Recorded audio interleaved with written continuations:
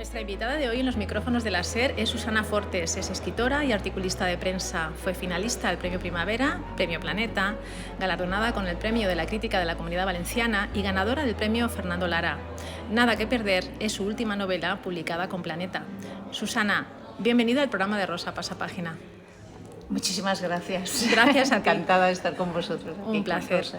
El hallazgo de unos restos óseos en un yacimiento arqueológico apuntan a la desaparición de dos hermanos ocurrida la tarde del 12 de agosto de 1979 y desde entonces ya han pasado 25 años de aquella desaparición.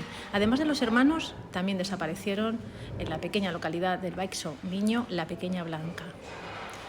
Dos niños que no se encuentran y que engrosan una lista. No son los únicos que han desaparecido.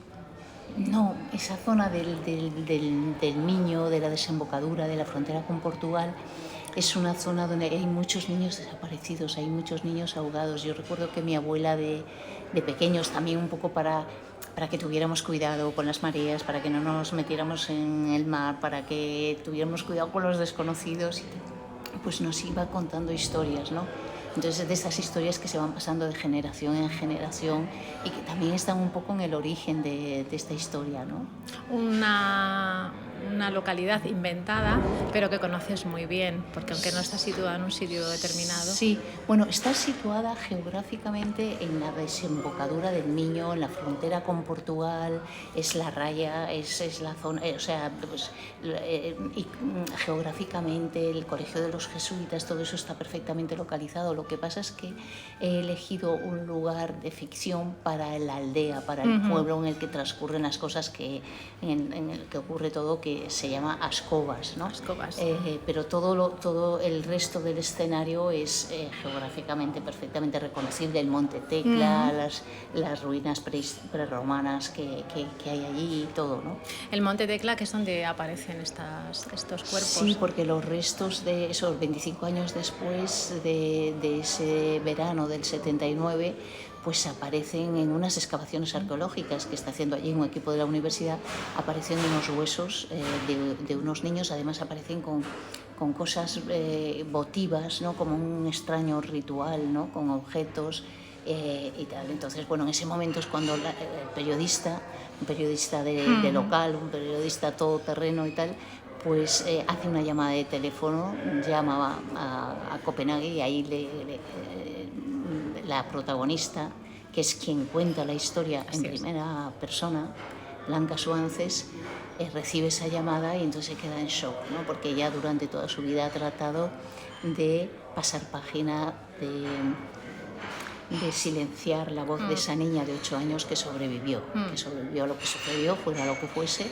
Y entonces esta llamada la coloca contra las cuerdas y un poco no sabe qué hacer, no sabe, tiene un debate entre esa voz que le dice no te metas en líos, no te compliques la vida, y por otra parte el corazón, el instinto, ¿no?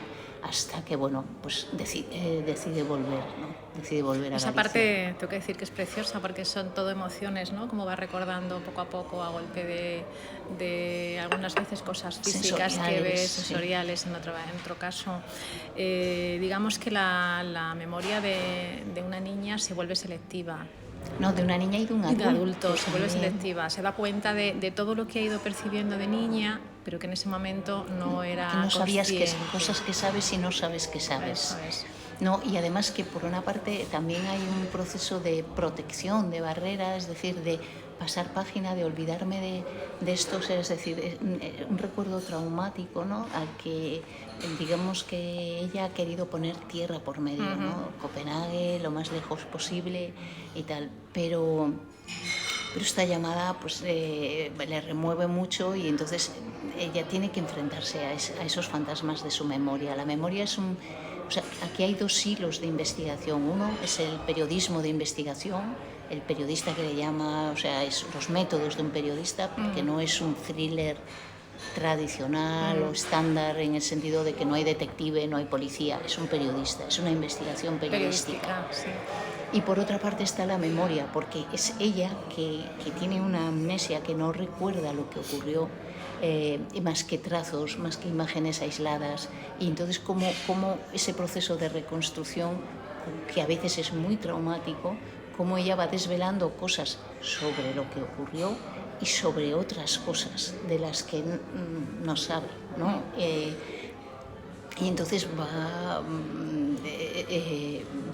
desvelando, ¿no? La niebla es que está como jirones que se van desvelando. Entonces estos dos procesos de estos dos personajes centrales, que son los que sostienen la trama, pues es muy complementario, ¿no? ¿Son engañosos los caminos de la memoria? ¿Cómo? ¿Son engañosos los caminos de la memoria? A ver, yo recuerdo que cuando estaba con esta historia leí una entrevista que me dejó impactada de este neurólogo fantástico y un personaje que era Oliver Sacks, ¿no? Entonces hablaba de la memoria y de los mecanismos de la memoria. Yo me acuerdo que recorté ese recorte de prensa, esa entrevista, y no sabía qué, pero yo estaba segura de que ahí había algo esencial que no sabía lo que era. Y en realidad no lo supe hasta que acabé la novela. Y entonces explicaba esos mecanismos de la memoria, cómo funciona nuestra memoria. Es decir, cómo a veces tenemos recuerdos que son implantados y cómo otras veces recordamos cosas que han ocurrido así, pero con otros matices o que no están en el día exacto que tal. Entonces, cómo la memoria nos juega malas pasadas, cómo está mediatizada por muchas otras cosas la memoria, ¿no? Por eso también es una novela psicológica. Totalmente. Es decir, va más allá de un thriller de intriga, puramente para ser una novela donde la construcción de personajes y la psicología de esos personajes juega un papel esencial, ¿no? Porque sin eso no se sostendría. De hecho, lo que acabas de decir es cierto, porque aunque aparecen los restos óseos de los niños, no se investiga como tal, porque ya ha prescrito. Sí, no interesa no interesa judicialmente, no interesa policialmente. Es una obsesión de un periodista que se le mete eso entre... es como una espina de bacalao que se le ha atragantado y tiene que investigar, ¿no? Los padres de Diego y Nicolás, Manuela y Rosalía, ¿cómo se purga la desaparición de unos niños, de una vida? A ver, es que una cosa que hay en la novela y que me ha dado juego y que además a mí me parece, donde ocurre todo, es en los universos pequeños, en los mundos pequeños, es decir, una familia. Eso lo decía Virginia Woolf, es decir, no hay nada más peligroso que tu propia casa, un hogar a puerta cerrada, ¿no? Entonces, 4 paredes, ahí puede pasar todo. Lo mismo, quien dice 4 paredes dice un pueblo pequeño donde todo el mundo se conoce, donde todo el mundo sabe quién es quién, donde hay cosas del pasado, donde hay facturas pendientes, venganzas, envidias, trapos sucios que se lavan en casa, silencios, allá cada quien, hay esos ambientes muy delimitados en el fondo, que parecen que todo está claro porque es muy pequeño y está todo muy a mano. Bueno, pues ahí es donde transcurren los dramas profundos del ser humano siempre, ¿no? Y bueno, es un poco el misterio de la habitación cerrada, ¿no? Sí. Y dices que todo ocurre aquí, ¿no? Y Blanca lo piensa, está ahí, está rodeada de todos unos personajes y dice, bueno, no hay ningún culpable aquí, pero todos son sospechosos, ¿no? Y si allá cada quien, ¿no? Sí, esa especie de yo frase, lo sé, pero allá cada quien. Sí, esa cosa de no inmiscuirse, sí. no... Es verdad, eso es verdad que se utiliza mucho, como dices, en espacios pequeños, en pueblos pequeños. Sí. Yo te lo digo personalmente porque es así. Tú conoces la vida del vecino, pero no del vecino de un edificio, sino la vida del vecino que has visto crecer, que conoces a su familia, que sabes lo que está ocurriendo, pero no traspasas esa línea. Esa línea.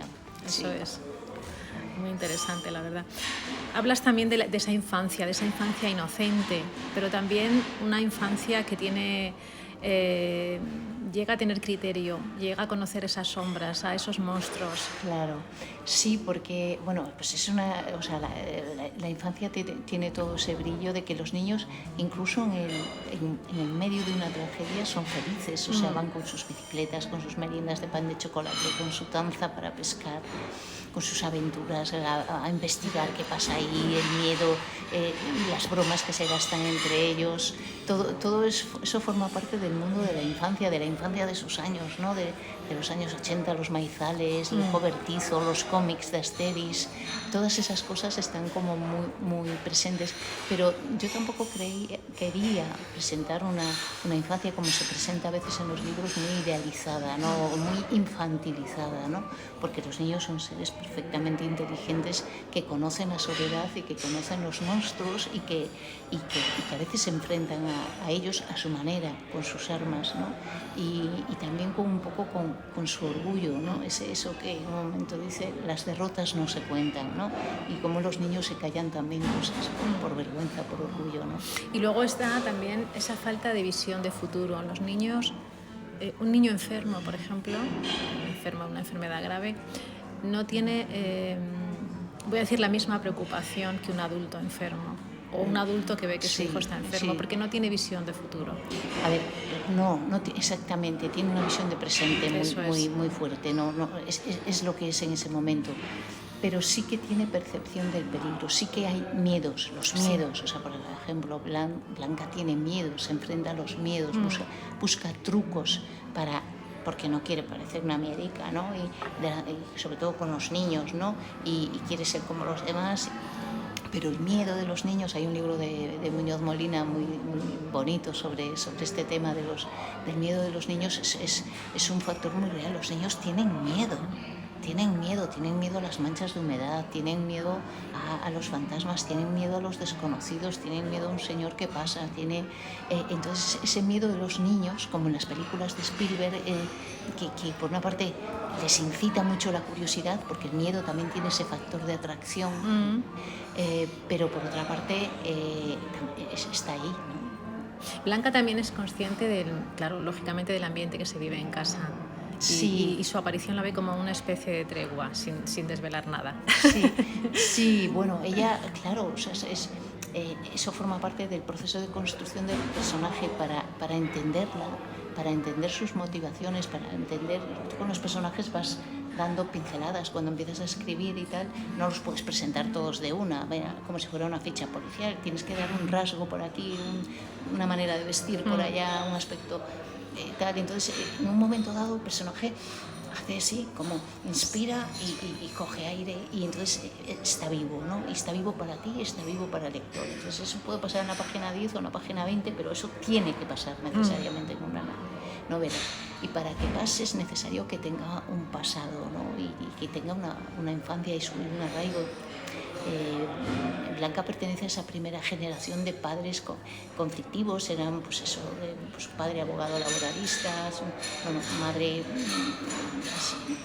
muy soñadora, pues eso, y ella vive ese desarraigo y también es superviviente de esa historia. Dice que fuimos la primera generación de náufragos. Cuando ella está en el colegio, recuerda a sus amigas del colegio.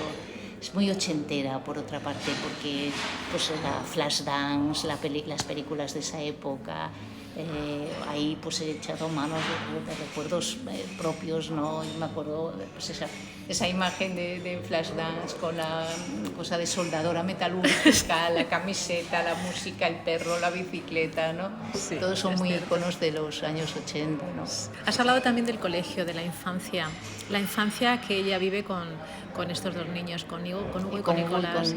O sea, ella los tiene idealizados porque ella es una niña de ciudad, ¿no? Que cruza en los semáforos y que, digamos, tiene una vida ordenada en La Coruña, bueno, ordenada dentro de un desorden, ¿no?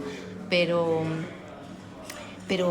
digamos, la libertad es el pueblo, ¿no? Pues ahí está libre, en casa de los abuelos, ahí están las bicicletas, ahí sale de casa, ahí va, y es todo campo a través, ¿no? Entonces ella sube a los árboles, es romper las normas de la vida urbana, ¿no?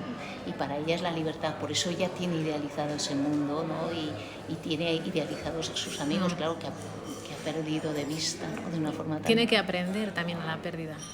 A la pérdida, sí, de eso va el título, ¿no? Eso va el título, ¿no? De que aprendemos a perder desde muy pronto, ¿no? Desde que nacemos vamos perdiendo cosas, vamos perdiendo amigos, seres queridos, amores, personas, cosas, objetos, casas, la inocencia, eso que un reino que nos ha pertenecido, pero que no pasa nada, porque yo remito siempre, lo digo, que es un poema que me gusta mucho, de Elizabeth Bishop, que habla del arte de perder, ¿no? Dice, no pasa nada, acostúmbrate a perder eso, a la hora perdida, a perder las llaves, no pasa nada, o sea, esto es la vida, o sea, de eso va la vida, y de eso también va la novela, de eso y de cómo nos las vamos apañando para seguir adelante.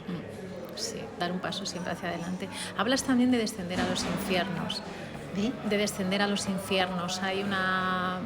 Como está situado geográficamente, la puerta del infierno. La puerta del infierno, pero también de ese contrabando, de esas drogas, de esa bajada al infierno. Sí, en todos los sentidos. La puerta del infierno, que efectivamente se llama así, y que es un edificio, un caserón que tiene así con 3 torres almenadas, que está derruido ahora, que fue el germen de la Universidad de Deusto y de Comillas, y eso fue durante la guerra campo de concentración, o sea que es un sitio con aura donde han pasado cosas horribles, ha habido más de 8.000 presos, niños incluidos y mujeres, y entonces se cuentan historias, y es un sitio donde a los niños les gusta mucho ir a ese caserón porque está prohibido, porque le dicen que no vayan, por eso van, ¿no? Sí. Entonces eso se llama la puerta del infierno, se conoce así con ese nombre, ¿no? Y luego están los infiernos a los que desciendes, ¿no? Los infiernos personales, los infiernos de la culpa, los infiernos de cosas que no has hecho como deberías hacer, los infiernos personales, los demonios particulares. Aquí todo el mundo tiene sus demonios, ¿no? Ya lo creo. Hay un personaje que me gusta especialmente, que es el tío Frank. Ah, sí. Dice que el motivo es algo que se guarda eternamente. Cada uno tiene sus motivos.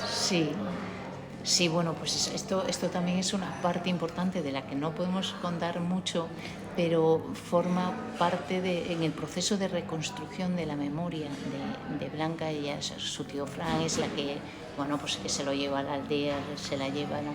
Y tiene esos recortes de prensa, es un personaje que está un poco rodeado de misterio, es un poco de pocas palabras, pero que ella de niña lo adora, pero que de adulta empieza a tener ciertas tensiones con él, ¿no? Entonces las sirenas, ¿no? Los secretos familiares, que son esenciales, ¿no? O sea, aquí hay secretos para dar y tomar, ¿no? Porque se dan en muchos ámbitos, ¿no? Cosas que se guardan en la caja de los truenos. No, y en esas cajas de latón que cuentas. Que hay en todas las casas. Yo no sé en la tuya, pero sí, es que la mía. Caja de los hilos, caja de las fotos, caja de las medicinas, caja... Pero además esa caja, porque la hay en mi casa. Sí. Entonces me llama la atención, pero es verdad, sobre todo si te paras a pensar un poco, es una caja de latón, no es una caja cualquiera, es una caja que cuesta abrir. No sé, tiene también voy a decir su misterio, sobre todo de cara a un niño, ¿no? Todo lo que está las cerrado. Cajas de fotografías también, donde están las cosas ahí, tal, ¿no? Decías al principio... Todo lo que puede estallar se guarda en una caja. Está ahí seguro. Todo lo que está bajo llave hay que abrirlo. Hay que abrirlo, sí. Pero si quieres que un niño rompa una barrera, ciérralo y lo va a abrir. Sí. Aunque sea mentira lo que haya detrás, pero es necesario. Susana, hablabas al principio, la historia de Blanca, ella se va muy lejos, tiene que alejarse. Lo que pasa es que yo creo que en esa huida, esas sombras viajan con ella, aunque no tengan tanta luz. Tienen luz cuando vuelve, cuando le llama el periodista. Sí, claro, porque ella, pues es como decíamos, una superviviente, ella pone tierra por medio, trabaja para una agencia, viaja, recorre el mundo como si nada, pero ella tiene sus crisis de ansiedad, sus crisis de pánico, cuenta esos procesos, los cuenta como a veces dice, no pasa nada, me quedo sin aire un momento, pero enseguida me recupero. O sea, eso como ella tiene asumidas sus teclas, ¿no? sus fragilidades, ¿no? Pero claro, eso se manifiesta también una incapacidad para expresar sentimientos, para expresar emociones, ¿no? Que le genera problemas en sus relaciones personales, en sus historias de amor, en su vida, en realidad, en su vida, ¿no? Entonces ella tiene una vida profesional muy completa y muy, pues eso, exitosa o tal, pero digamos en la vida personal todas esas facturas le han pasado, ¿no? Ella se ha dejado muchos pelos en la gatera, ¿no? Ya lo creo. Hablabas de Luis Lobos.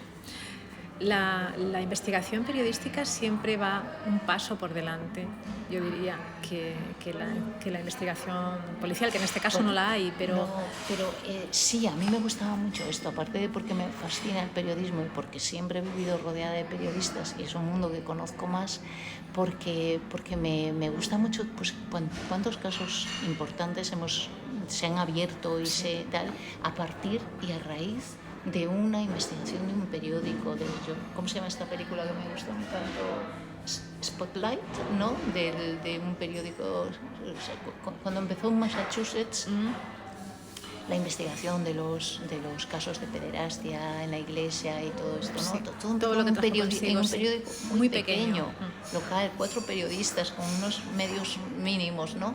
Y empiezan a desvelar, ¿no? Entonces, el periodismo de investigación, la reivindicación del papel, este papel social del periodismo, ¿no? Porque si no, a veces las instituciones, el poder, la propia inercia de la administración es a tapar cosas, a evitar problemas, aquí no pasa nada y tal, ¿no? Entonces es necesario ese periodista incómodo, inquieto, que descubre, que destapa, que se obsesiona, que voy a por estas, ¿no? Sobre todo porque además, en este caso, como en la mayoría, el periodista tiene la posibilidad de acercarse más a las personas.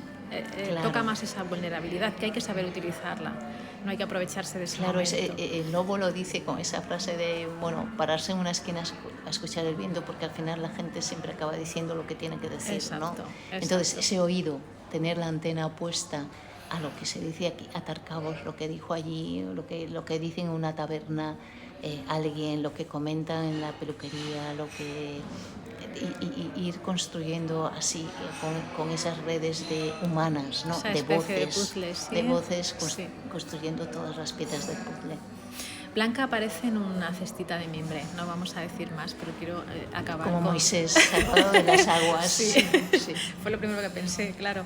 No voy a contar más porque, bueno, forma parte de la novela, pero te hace pensar, quiero decir, de repente los niños mueren, 25 años sin saber de ellos. Luego me llama mucho la atención también esa naturalidad con la que se asume que los niños desaparezcan en esa ribera del río, ¿no? Sí, porque hay muchos casos, hay muchas corrientes, o sea, en principio se dan por ahogados, ¿no? O sea, hasta que aparecen el hallazgo arqueológico, los restos, pues no, o sea, se dan por ahogados y muchos cuerpos no aparecen porque es una zona de corrientes, es océano, o sea, ahí pasa también en los naufragios, ¿no?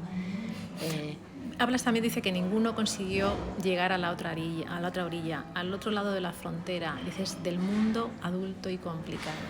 Claro, son los niños que desaparecen, o sea, niños que mueren, que no mueren del todo porque no conocen la maldad, ¿no? De alguna manera, esa es una frase, porque yo creo que en la novela, no sé qué te parece a ti, pero es muy importante y también yo creo que marca una diferencia con el thriller tradicional, que es un estilo, el lenguaje en el que está escrita es aparte de la primera persona narrativa, es evocativo, ¿no? Es muy, hay frases que se repiten, hay una intención, una voluntad de estilo, ¿no?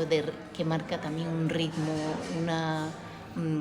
creo que también es importante el lenguaje, ¿no? Son capítulos cortos, frases cortas, manteniendo el ritmo, manteniendo la agilidad, pero yo he tratado de cuidar mucho el lenguaje evocativo también, ¿no? Como decías al principio, tiene más elementos, no es digo contigo que no es un simple thriller, sino todo lo contrario. Además, la memoria de un niño, yo creo que, salvo ráfagas de cosas, empieza a partir de los 8 o 9 años. No sé tú, pero yo recuerdo cosas así. Yo recuerdo de más pequeña. Más pequeña, pero a lo mejor cosas muy puntuales. Pero sí, lo que es la memoria, ropa, por ejemplo, sí, cosas olores, así. Los olores. Sí. Si has tenido una desgracia, pues eso se te va a quedar ahí grabado sí o sí. Pero es verdad que Blanca va contando la historia y va sacando poco a poco de esa memoria que hablábamos al principio, de ese recorrido, que hace todo lo que ha vivido y va atando ella también cabos, Sí. sin darse cuenta. Sin darse cuenta. Entonces sí. yo creo que es un punto fantástico del libro. Qué bien. Así qué que bien. un placer, Susana, nada que perder. Es duro acostumbrarse a perder las cosas. Si son físicas, materiales, Sí, no menos, importa tanto, pero cuando son sí, emocionales hay que acostumbrarse sí. a perderlas. Sí, pero hay que seguir adelante, Eso hay sí. que apañárselas. Ya lo así es creo la que sí. vida. Pues un placer y muchísimas gracias. A ti, muchísimas gracias a ti. Gracias.